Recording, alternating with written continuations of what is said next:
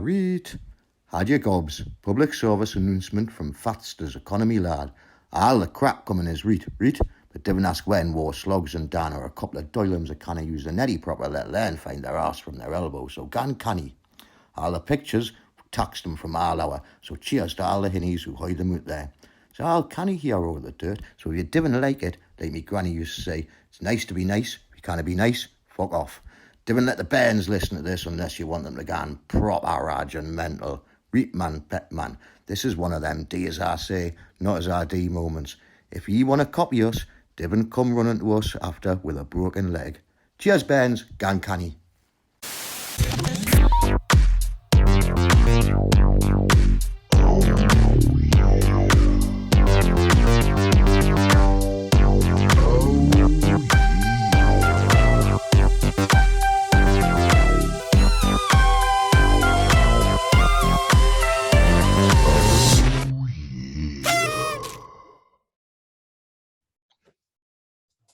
I'm Dan Watson. I'm Paul Sloggett. Welcome to the Dirt. Ladies and gentlemen, today's episode is with a wonderful chap all the way from New Zealand. His name is JB Mont, aka Josh, his birth name, but we all know him as JB Mont. You're welcome to the Dirt, brother. How are you doing? Thank you for having me. I'm good. How are you? Very good. Thank you. Thank you for coming on here today and spending a bit of time with us. Quite without knowing too much about you here, you're quite new to the scene, but you're making massive waves in your own country and internationally, really, given the fact of where mountain boarding is in the current world, by starting a centre in New Zealand called Maunga Ātaahua. Good effort, Dan.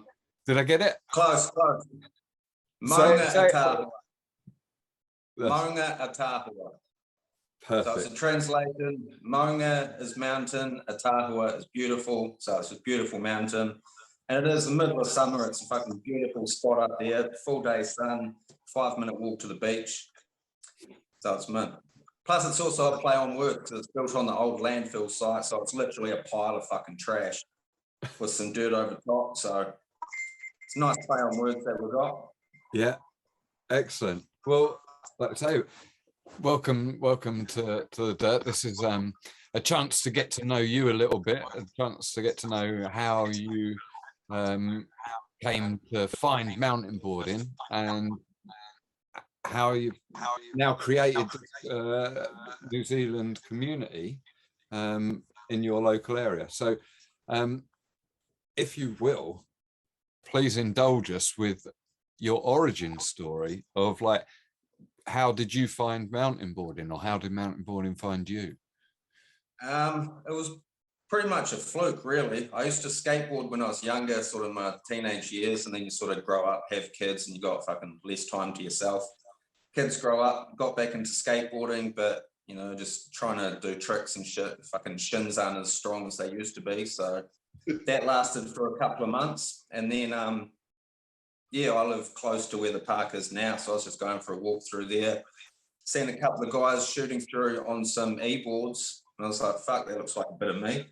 So hit up, tried to do some searching online about where to get some, and hit up Joseph, who imports the mountain boards here in New Zealand. And so I went up to Port Hills, met with him, and the e-boards were a little bit out of my price range. So then he asked if I'd heard of mountain boarding, and I was like, never fucking heard of it. So he pulled out a few boards, and we spent the day just riding around up there. The wee place that he works called Living Springs. It's sort of a school camp sort of thing, venue. So he runs mountain boarding lessons and that sort of thing up there for school camps.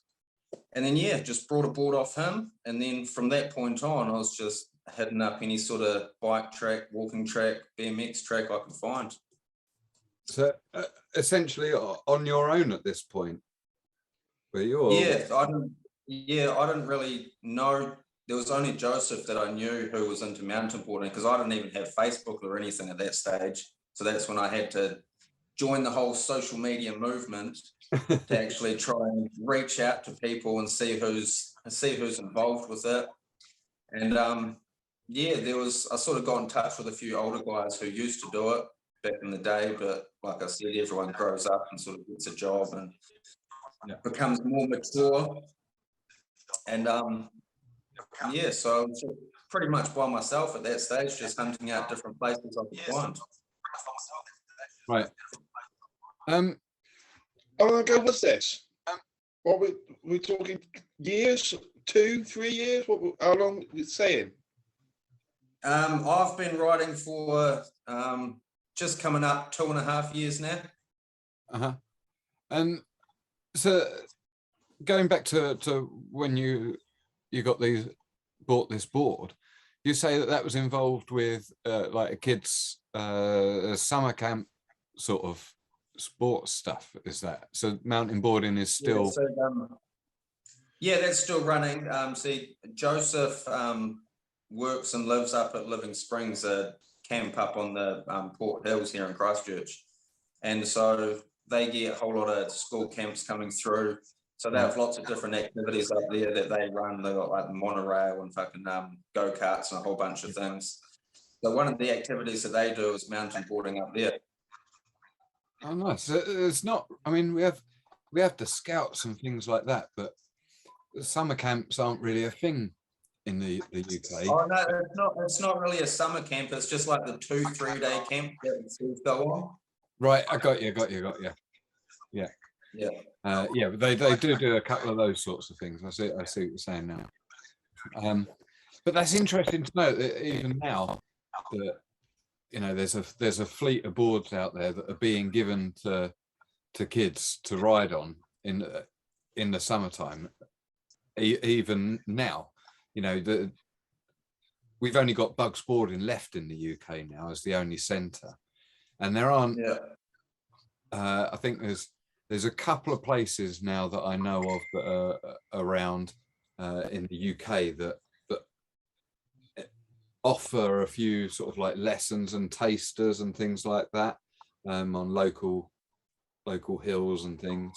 There's one that I don't know that if I'm allowed to speak about, so I won't do. And the other one is a guy, BRD, mountain boarding in I think he's on the Welsh borderlands, that sort of area. I wouldn't. But yeah, other than that, I don't think there is anywhere where like scouts or cubs or school groups going in the UK where they get to try mountain boarding. There's no new blood coming through from the local neighbours' age, is there? No, not much at all. Which is why what you're doing is so good in so many ways, because it's a little bit more than just taking them to a park. You're actually building features and trying to utilize the land that you've been. How would you describe in fact, tell the story about how you've come about this land. Well, that sort of came about because I got my board, I think it was around March 2 years ago. And then, so I was sort of hunting out different locations about where to ride. And then fucking lockdown happened, and fucking pandemic and shit. So you couldn't really go outside of your own neck of the woods sort of thing. Mm-hmm. So luckily enough, like I said, I just live close to, it's about a 10-minute walk to where the park is now. So that was within my sort of government mandated exercise area that I could get to. So I'd take my board up to the hill and just sort of ride around up there, and noticed that a couple of the local kids have been building some little jumps and shit for their bikes. So then I just sort of jumped online, reached out to the local ranger and just asked if, we were able to do something. You there? Yeah, he'll be back, I think. You back? Oh yeah, I don't know what the fuck. I can see both of you still. I don't know what the fuck happened there. I mean, on my screen, you're quite pixelated a little bit as well. I think there must be something up with your connection tonight, although it's never been an issue before. We'll see what happens. So sorry, that come right at a pivotal moment there. You know, continue.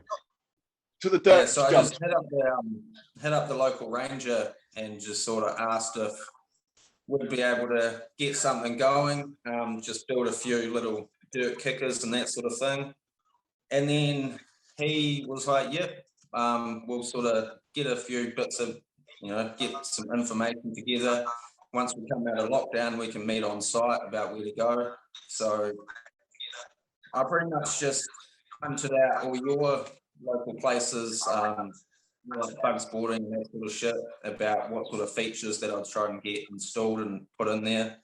Got a wee few, got some printouts and sort of put myself a little folder together, try and look all professional and shit about it. So met him on site, and then he was all for it because he had originally planned to do some big downhill slalom type bike tracks on the hill that they were just finishing off further into the forest. So he said it could tee up perfectly with what they're doing. Yeah. And then, so I just sort of got that movement going, reached out to anyone around the local area who was still involved in mountain boarding. And that's when I met up with Joseph again, and Harold and Lexa, who lives down south. We sort of just met on site and planned out what we can do, where we can go, and just all came from there. Originally, it was just supposed to be like one or two just straight downhill tracks with a few kickers and a couple of little bends. But it just sort of grew from there. Each time we had something, we just came up with another idea about where to change direction and then mow the grass and sort of see the landscape a bit more and what we can do with it. And then, it just kept growing and growing and growing. And now it's at the stage where it is. So, and it was its birthday not too long ago, wasn't it?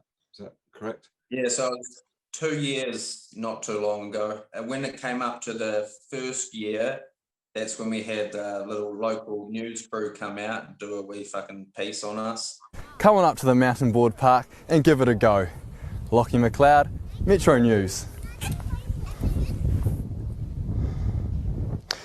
So we cameras and interviews and all that sort of shit, guy with a suit and microphone, looking very out of place, hanging around a bunch of fucking mountain boarders. He actually got on a board in his nice fucking blue suit and leather shoes and that sort of shit and went down the hill a few times. Nice. Did he walk away with a few grass stains on his ass? Oh no, the boards that we got there, we sort of introduced people onto it. They've still got all the handbrake attached to them. So it's a nice wee safety security blanket for everyone giving it a go for the first time. Yeah. That's a fair shout, really. That's a fair shout, giving them a break the first time out. I think, although the old school way of thinking would be to say, well, you got to learn the basics as well, which damn right you do need to do. You can't be reliant on a break or not reliant on a break in any sort of scenario. You've got to be able to get rid of the speed without one if you need to. The majority of the boards I've sort of fiddled around with the brakes a bit, so there's no way in how we can come to a complete stop with them. It's more or less just about slowing you down. Because a lot of the kids who get on it, they see the board and they're interested, but then they're just fucking shitting themselves. Like, it's dangerous, I can't do it, it's too scary.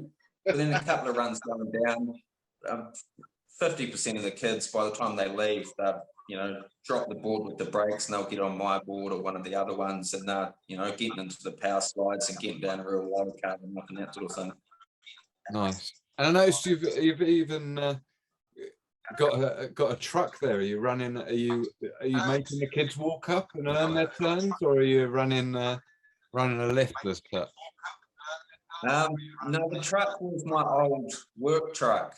but I've sort of gone away from that side of work and just try and promote the park around the local community and sort of get the word out there. So I just went to one of the local printing places and got some stickers made up, slapped them on the truck. And so, because I was getting a lot of shit, because driving into the forest, it's all,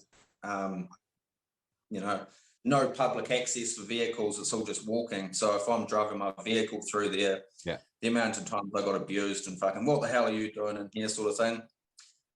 So if I got the sign up by the park and then got the stickers on the truck, so I'm sort of get myself in there where I'm seen and known around the community as the mountain board guy, sort of thing.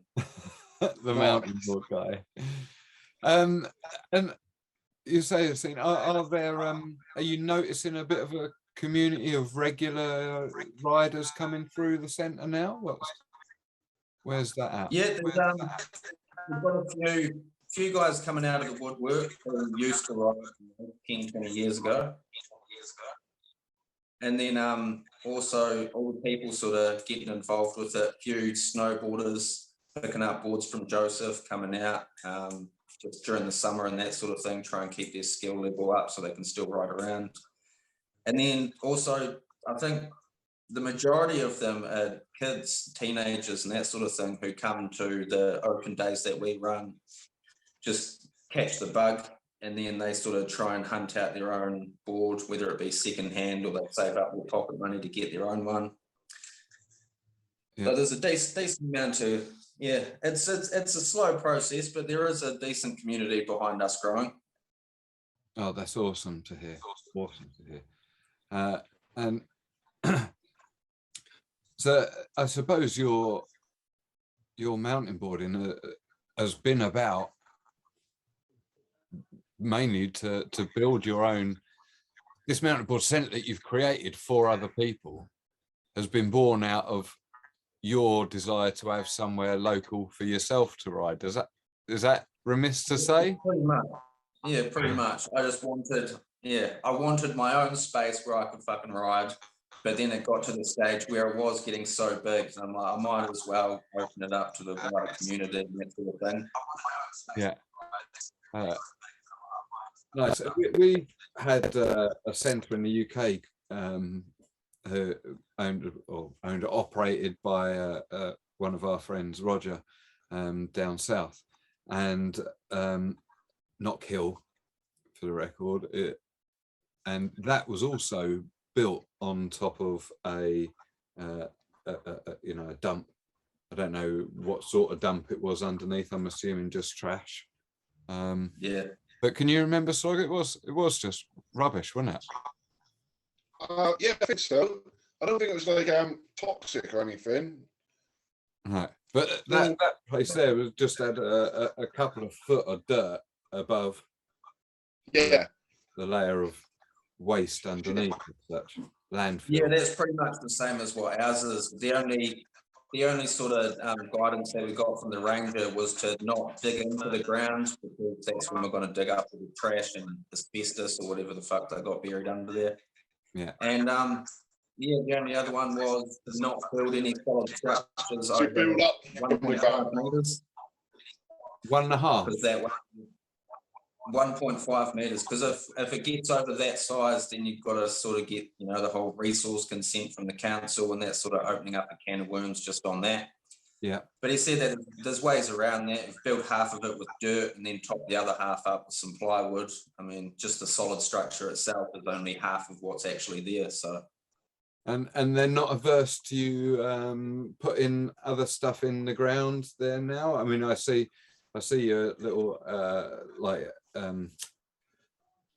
water pipe grind bar there, and am I right in thinking there's a tire in the ground somewhere? Yeah. So there was originally where I was just sort of putting bits, like just digging a wee hole and putting a feature in. But when the park was first being built, the local mountain bikers and shit just sort of assumed it was for them, and they thought that they didn't know how the tires or the rails would work, so they just rip them out and throw them to the side and carry on their jumps. Yeah. So I got to the stage where I had to get some, quick set concrete and just sort of put the shit in solid permanently.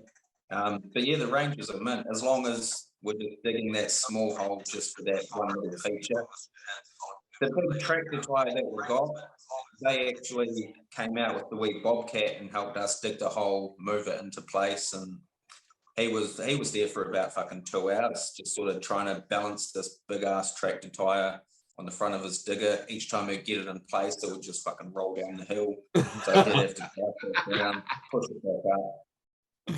So I was sitting up the top in the truck, pissing myself as he's trying to, maneuver this tractor tire into this little hole that I've got. So I want it perfectly this direction on this angle. And he's like, sweet, I got it. And he'll get it right on the edge, try and put some pressure in it, and then it'll just pop out and roll back down the hill. It was entertaining as hell for me. Yeah.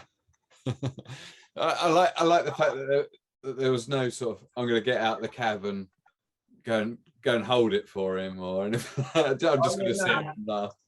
No, health and safety. I got to stay like 5 meters away from it, mate. But you're all right to try and jump over the thing and do all that after it. Health and safety on that's fine. Oh yeah. Once they leave, all rules go out the window. Well, when I used to do some of the digging and the tracks back in the day, I used to put people in the bucket of the digger and get them wanging around like a fairground ride and stuff like that. Oh, yeah. You've been in the digger, haven't you? Yeah, fucking hell, yeah. Put the biggest bucket on, straight in the air. I've had some right good times in that bucket with you. You can turn the bucket out quite far before the centrifugal force isn't enough to hold you there anymore. Yeah, Just get launched out the side. That's the way. And so what are you doing? I mean, obviously, we hope that this draws at least some attention to your park from the people within the mountainboard community that might not know about your park outside New Zealand. But what are you guys currently doing to help sort of promote your park? I noticed, well, in fact, we'll go to the viewer's question here. And I say that because, unfortunately, with bad community, this is how I think you might not be so well known here. We've only had the one question in, and that is coming from, I believe, Caleb. Caleb. Yeah. Caleb. And is he a local rider to you? Is he one of your? Yeah, he used to live in Christchurch, but he moved out of town. I think it was about a year before I sort of got involved with it. So he's still riding where he is. He's got his own wee sort of farmland, wee jib park that he's set up for himself.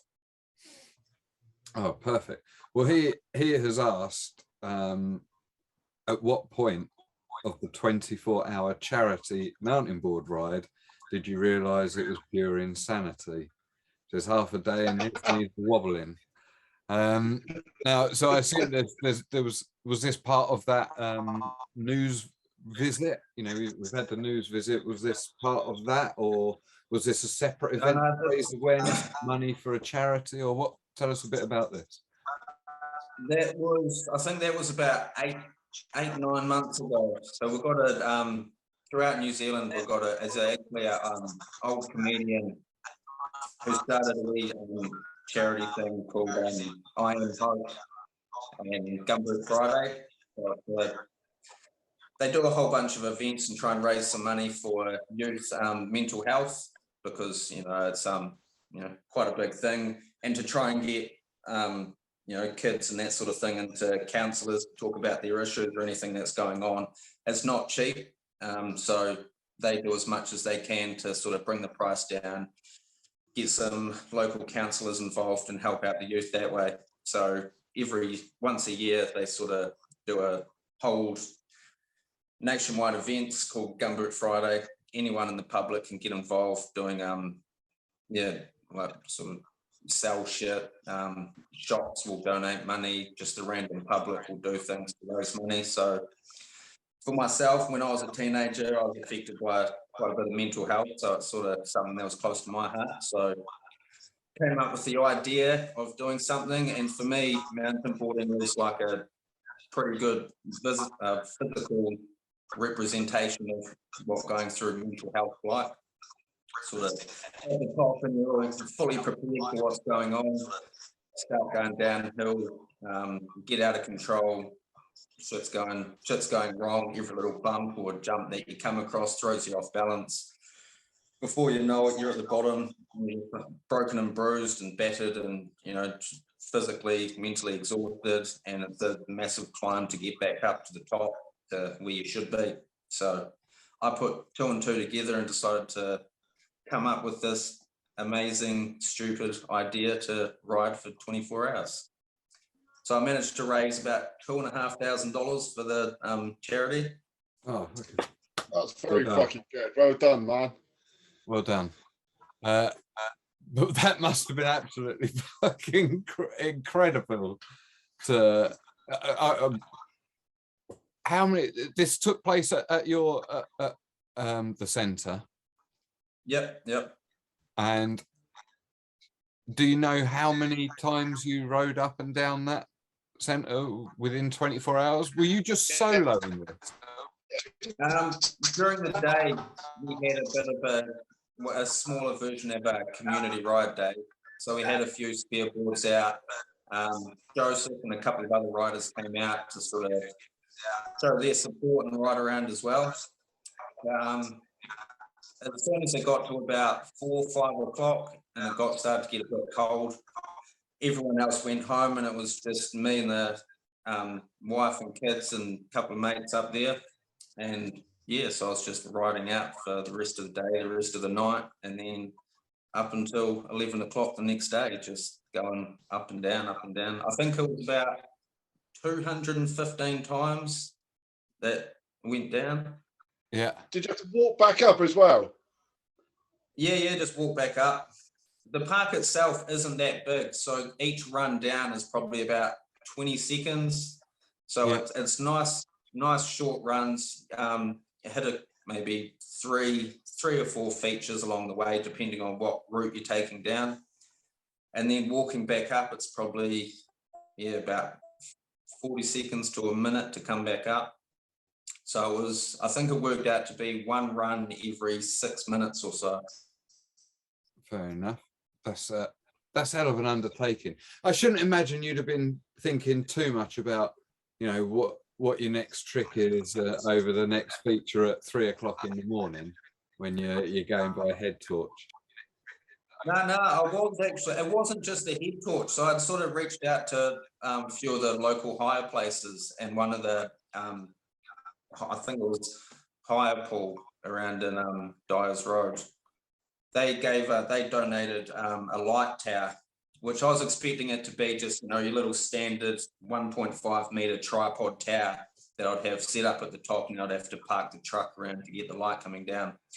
But when I went and picked it up, it was one of those big fucking, the size of a small car, big diesel engine, big 3 to 5 meter light pole with about 6 to 12 lights on top that you can shine out in different directions. So we had that set up at the top, and that would illuminate the whole fucking park. So I had a wee light torch on because once you get down the bottom, it was damn near pitch black. But yeah, that light just shined up everything. Oh, awesome. But no, I was still sort of trying to pick some tricks and rails and that sort of thing at about 3, 4 in the morning. I wasn't just taking the easy route the whole time. I think I started to lose my head around about 4 o'clock and started to just do stupid shit and just Superman down on my stomach and just bobsled type thing as well. Oh, nice work. And so have you anything planned for this year's sort of like exposure for the park? I mean, you're midwinter now, would that be right in New Zealand? Yeah, I think it's just coming up, start of winter now. Yeah, the ski season's just coming into, we're just getting a few decent dumps of snow coming down around the ski fields. Right. So just coming into winter now. So over the next few months, I'll probably just spend a lot of time building and sort of reshaping things, trying to add new bits and pieces in.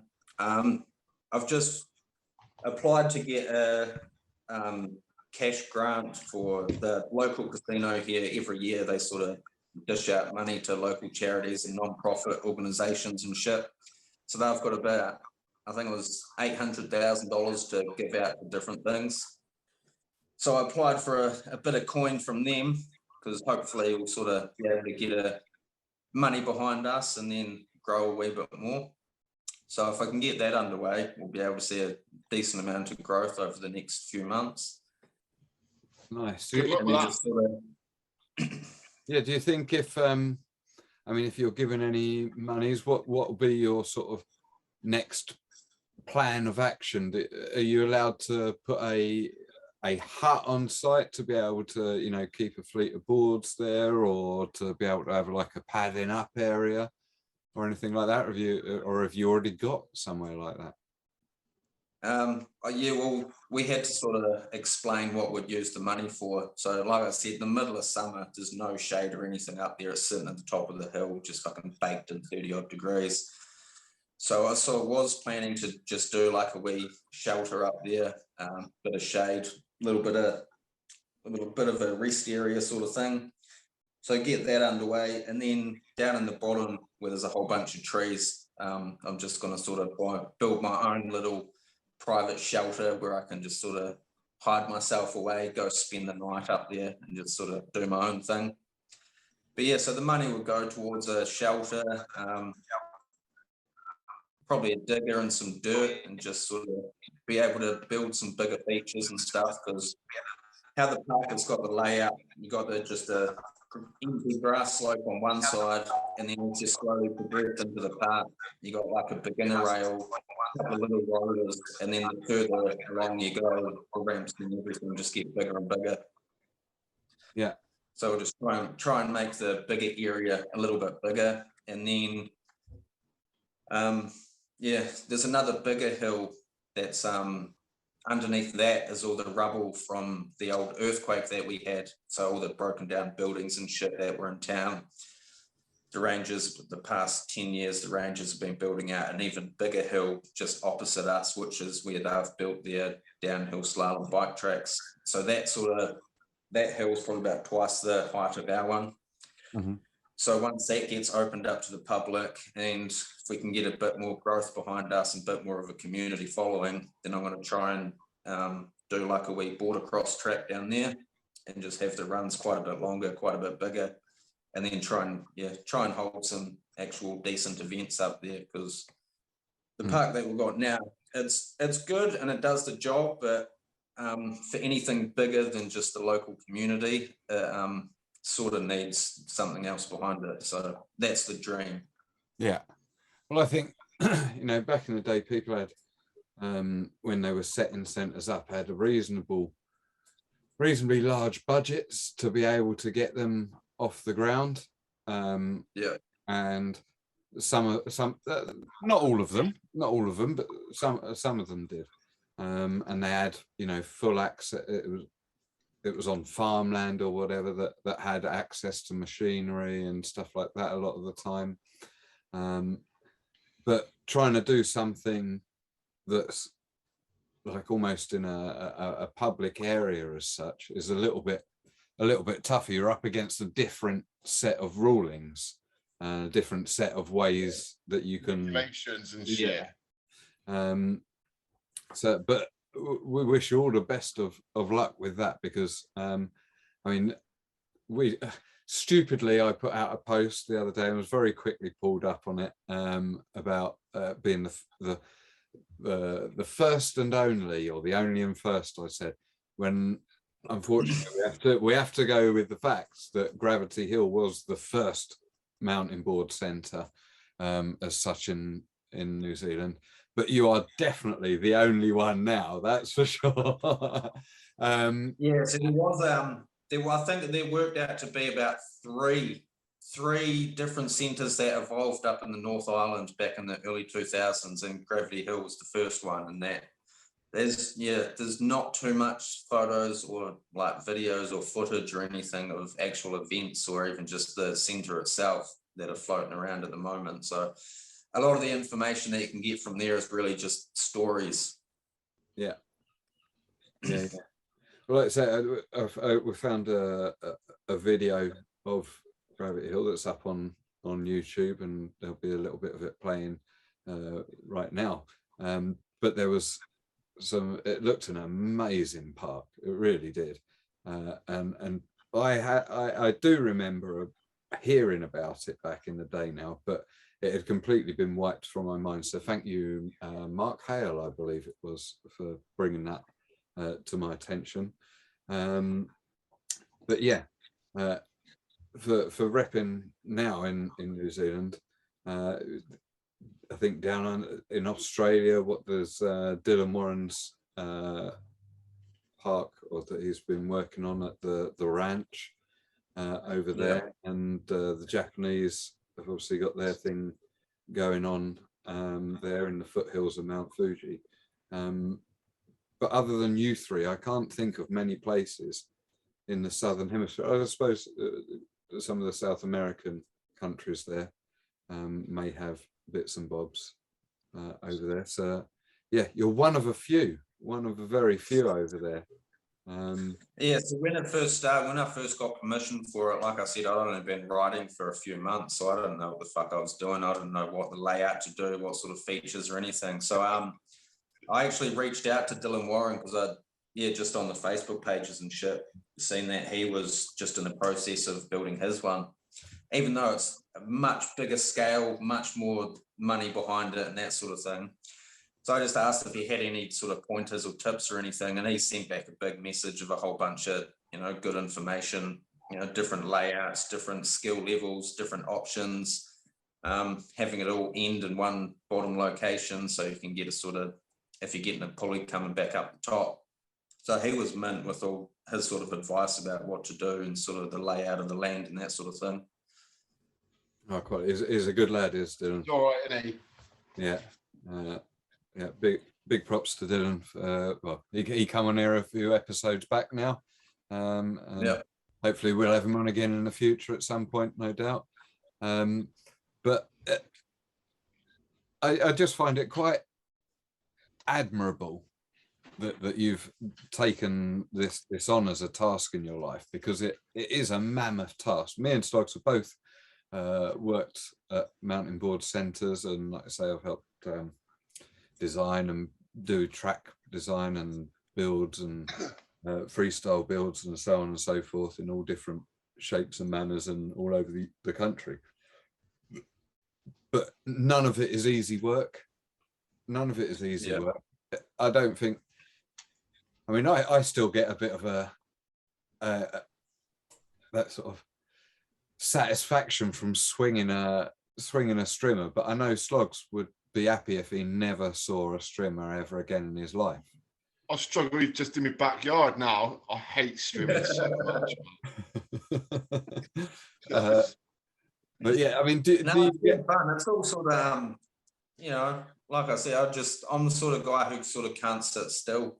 So if I'm doing nothing, then I just get in a foul fucking mood. So I got nothing to do. If it's a shit day, I'll go out, move some dirt, just throw some dirt around, move a wheelbarrow around for a couple of hours, reshape some shit. Just keep my brain busy, keep my hands busy. No, it's good. Nice. And what with it being 10 minutes away from your house as well? Yeah. Just pop up there whenever, can't you? Oh yeah, it's mint. Yeah, because the rangers gave us a set of keys so we can sort of unlock the gate and go through the back road, so we don't have to lug everything up the hill by hand. So it's fucking handy being nice and close. But like I said, Joseph lives up the Port Hill, so he's about 40-minute drive away to get to the park. So he sort of comes out when he's got a spare day, when the wife lets him out to play, or when we've got some events coming on, he'll bring all the boards down from the camp, and that's how we sort of promote it that way and just give everyone a taste of what it's like. Yeah. And any youth coming through, like regular youth? in the? Yeah. Yeah. So pretty much with each ride day that we have, there's always one or two like just natural kids who take to it like a fucking duck to water, and you can just see the glow in their eyes each time they're coming back up the hill and just get a feel for it. So there's a few kids who reach out to me through the Facebook page on the weekends and that sort of thing, because to get your own board over here, they're not cheap. Yeah. So they can't really just sort of. I think that's one of the downsides about the sport, is like you can't just join a team or join a club and just pay your sort of $100 fees for the year. I mean, to get your own board, it's a couple of $100. So the parents sort of need to know that it's something that they're actually invested in, and it's not just a sort of interest for 5 minutes. Yeah. Yeah, so they just reach out to me, and then in the weekends or after school or something, I'll just meet them up the hill, bring my spare boards up, and yeah, we'll fucking ride around for a few hours, and just seeing the natural progression of all these young kids. It's insane. Like they'll start their first time with the handbrake attached, just scared shitless, brakes hard on, and just sort of going slow as hell down the hill. And then before you know it, the brakes are off. They're hitting the rails and sort of trying to get some air and that sort of thing. And then each time they come up, they're just trying to go bigger and bigger. Those rails back in the day, the long flat, do you remember, Sloggett, the long flat, like 10-foot long one? Oh, the ride on to the ride on. Yeah, see. Yeah, we had I think it was it not in two sections? Did it, I don't know. Might have either been two pushed together, but it was smooth. But you could literally ride on one end of it because it was, it wasn't like a jump on. It slopes and tapered down the end into the ground. And the first thing you teach them how to power slide and how to turn and get them to do, around some cones, and then they'd go on to do some rollers, so they get used to, undulating ground as such. And then you'd say we had at Priory a blue slope, and it was quite a bit longer, but had some slalom set up on that. No sooner could you do, I think it was the bottom 2 or 3 of the slalom poles, you was all right to sort of be going to the top of the hill, because we had a drag lift up through the centre, up through the middle of the centre, like a ski lift. So once you're able to do the 3, and you were essentially at the fastest part of the hill, weren't you? So, without straight line in the hill, you weren't going to get down any faster than you were by those 3. And then you're allowed to go off. And pretty much they do one of a few things would happen once they were given free rein. They either not be able to figure out the drag lift and spend half an hour just getting pummeled by these poles or these little bars that come around and smash them all to pieces, or they'd get the hang of that and they'd go up and they'd either straight line any hill they came to, completely forgetting everything that you've spent the entire lesson up till then teaching them, and into a big pile at the bottom. Or the sensible ones, really, when you think about it, would go off and hit these little kickers that are about 1.5 foot, 2 foot kicker to land in, or they'd go and hit this rail. And it was, like I say, about 10 foot long, and you just rode onto it. You didn't need to do anything else other than riding on a straight line. But because it made that noise, and because it was different, and because it enabled them, I suppose, in some way to think they're doing some really long grind like you'd see in Tony Hawk's Skateboarder, that was the appeal to them. So my suggestion, if you haven't already got a really long ride on rail, get one made, because the kids will go absolutely nuts. Like the double tube design, so that the trucks just sit on them and just go. We've got the one that we've got is made out of I think it's 2 old scaffold poles. And it's not as long as that. I think it's probably about 3 or 4 meters long. at the very most. But yeah, it's the same sort of thing. There's no pop onto it. As long as you're coming straight onto it and hit it straight in line, it's just riding straight onto it, get that noise, get that grind, and then it's just a little drop off on the end. So at the start, they're coming off the end, and then it's the front, and then the back. So you just teach them, get a bit more speed, and then as you're coming to the ends, just sort of give a bit of a pop off, and then before you know it, they're actually popping off the end. And it's the transition, carry on the speed to carry on further down the hill. But yeah, like you said, it just, they see it, and then they want to do it, and then as soon as they do it, they feel like they've reached a whole new level. Yeah, up their game. We used to we used to tell them, instead of looking down at their front wheels as they approach the rail, look down the other end of the rail, the exit of the rail, and then you just like sort of get them to link up onto it. Because if you looked at the feet, they'd be like all over the fucking shop trying to fucking wobbling into the running. Yeah, look down the other end of the rail, and then they just sort of like just link up onto it. So that was the first rail that we had installed, and so I think we had a pretty nasty injury up there. One of the guys who came for one of our first ride days, he tried to board slide on it, but it only sits maybe a foot off the ground at the very most. So it hasn't, probably not even that high. So by the time you're board sliding and then you sort of got that transition to come that 90 degrees back off, there's not really enough height for it. I think I might have waxed it up a little bit too much, because he comes on. I'll take the blame for it. He comes on, he board slides it, but then his feet go right out underneath him, and his back just hit the end of the rails, and he gets up, and he had these two bright red lines coming right down his back. And it just ripped him open. So he stands up, lifts his shirt up, and everyone at the top of the hill just, it was just these bright red scratches right down his back. But he was good though. He just sort of squirted some water off it, and then had a wee sit down, and then he was back riding for the rest of the day. That's it. Mountain boarders are built of different material. Yeah, you know,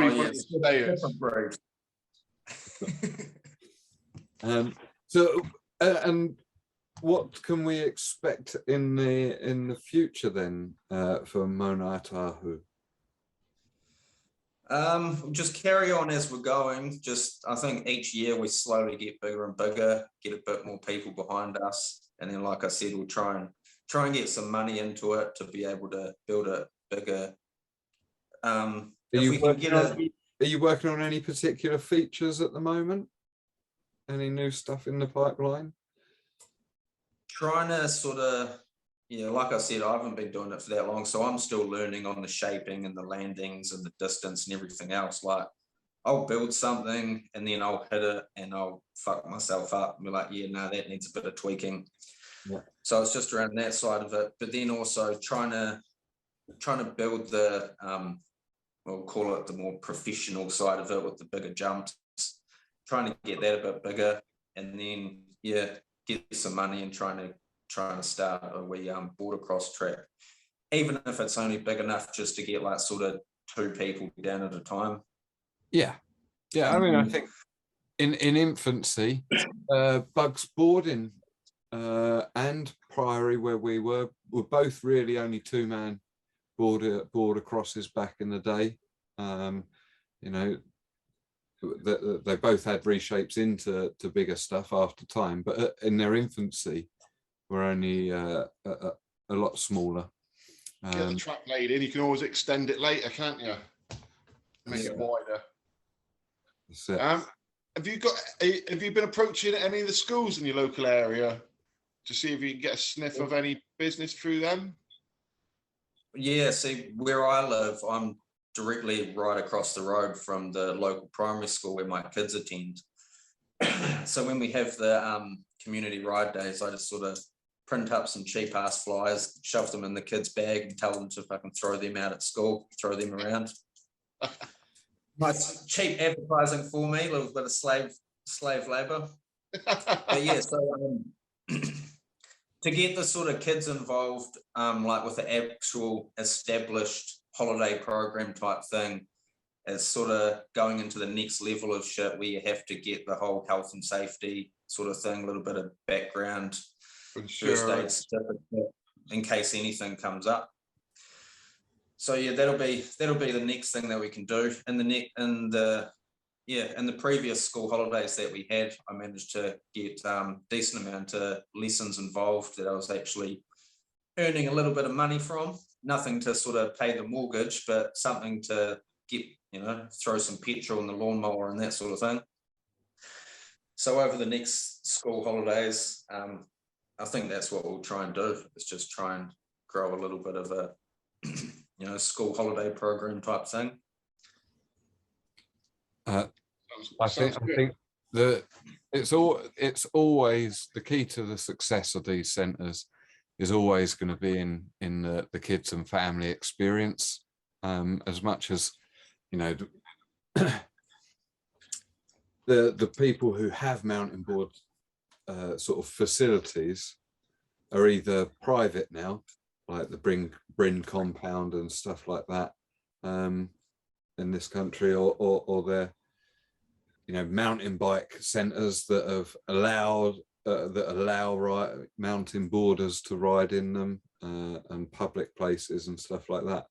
But yeah, admirable, my friend, and I can't wait to see how the centre progresses over the years to come. I can't think of anything more really for us to be hitting too much tonight. A bit of a shorter episode for everybody, but it wouldn't be complete without a Sloggers 10 set. So I'm hoping we've got one there. Certainly have. Although I did leave it upstairs when I come down because my internet was shocking upstairs. I was going to say, it got so much better. I'm so glad you did come downstairs, because that feedback at some point was going mental. We'll have to, apologies to the listeners, because I won't know how to get rid of that.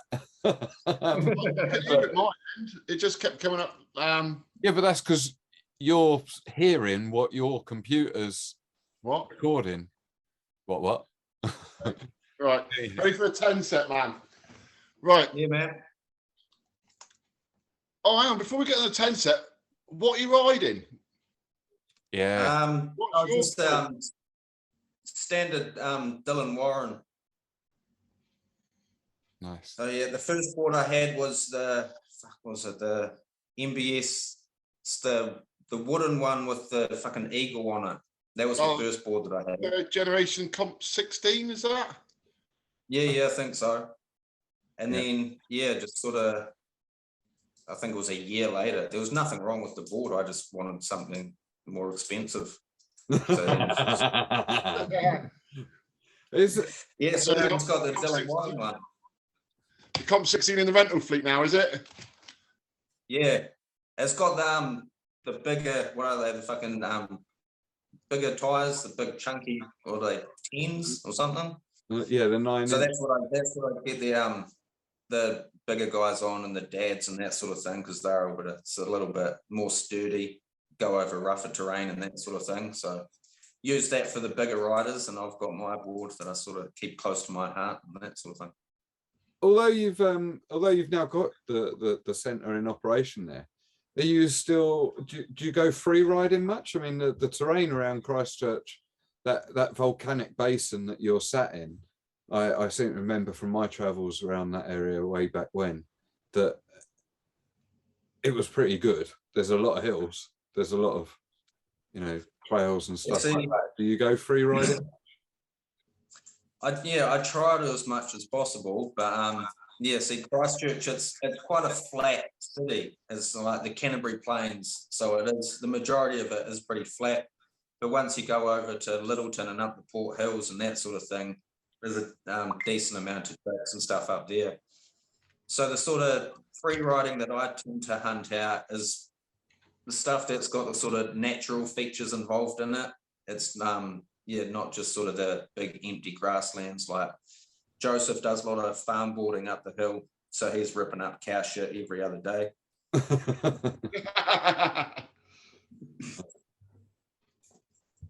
I try and get out as much as possible, but a lot of my spare time sort of spent at the park, riding there, maintaining that, and then sort of trying to promote it to the local public who comes through.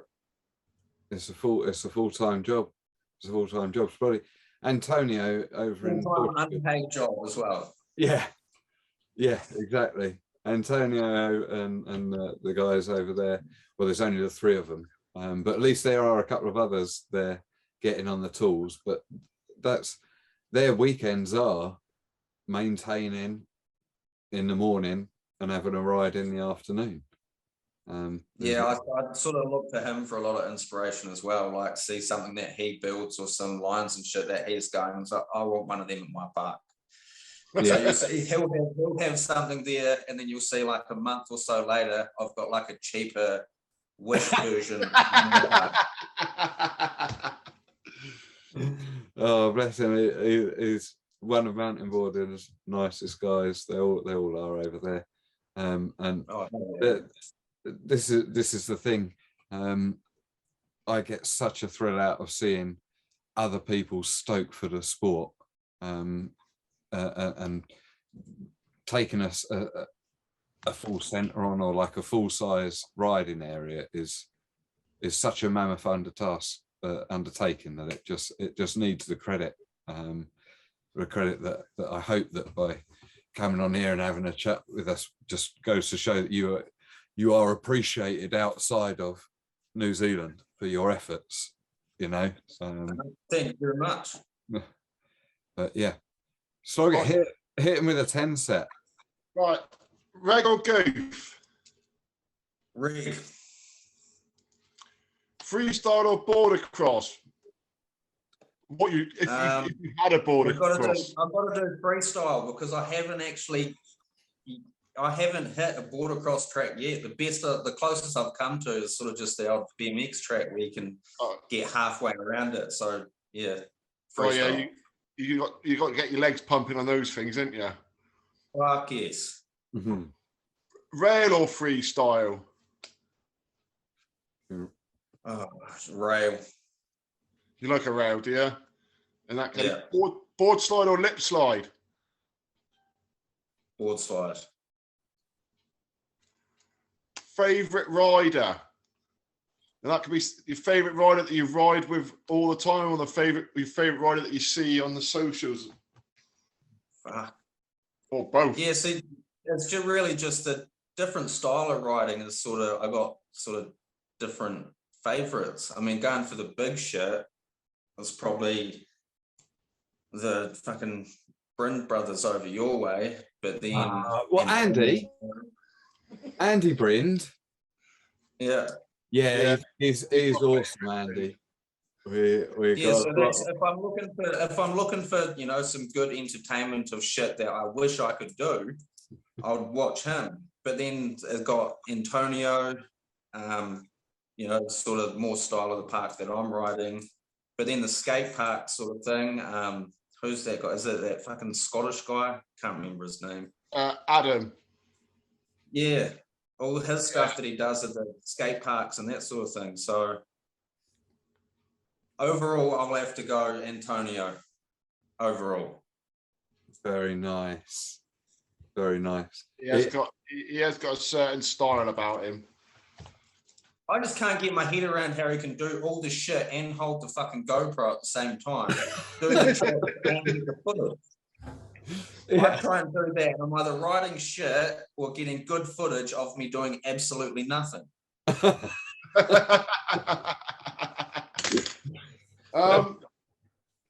Favorite trick to watch someone else do? Yeah, again, that'll be Antonio with his rails. Yeah. Just the way, just the different combinations and the different way he can approach it and all that sort of shit. Try and give it a go myself and just nowhere close. But yeah, he's always an inspiration to watch. Every time I go out for a ride, I'm watching him for an hour beforehand. Happy days. Oh, he's incredible. Yeah, he's a lovely fucking bloke as well. What's your favourite go-to trick? Oh, it's pretty much whatever I'm trying to learn at the moment. So What are you trying to learn at the moment?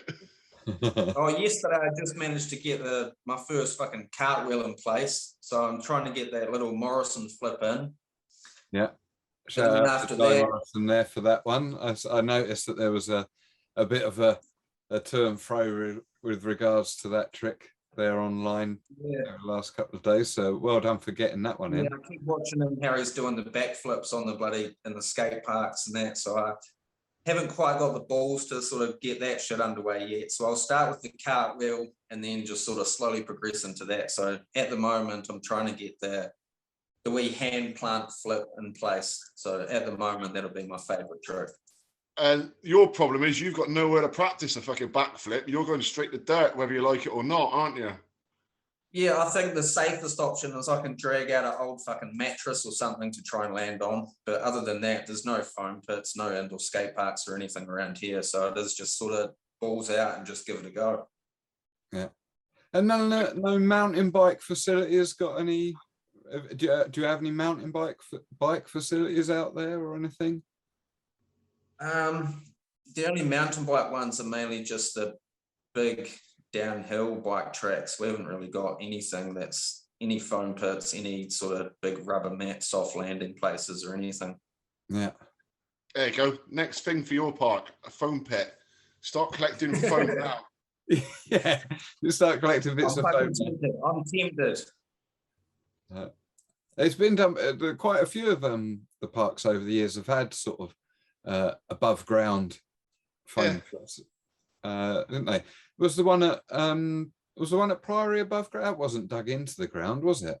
No, I think that was above ground. Just go 4 foot fence, 5 foot fence around them and fucking fling your foam in. Yeah. So yeah, I've got some plans and ideas in place. I've got access to a couple of old rubbish skips, so I can just sort of drill out some holes out the bottom of that for a bit of drainage, and then just hunt out some old mattresses, rip them up, and give that a go. But yeah, so you might see that coming up in the future. I like it. Is that your 10? Yeah, I think so. I've got nothing else to go with. We'll do it. We got 3 riders in for the favourite rider. I quite like that. I like that as well. 3 different disciplines, 3 different riders. I like that. So is there, whilst we've still got you here and before we start signing off, is there anything that you wanted to talk about whilst you're here with us, or that we haven't covered already, or is there a piece of the puzzle or that is JB that we're missing or anything like that?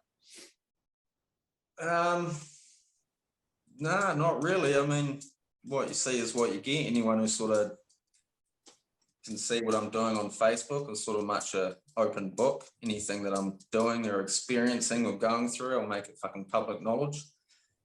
But yeah, just a few of the local or older guys that I used to, or that I've been talking to.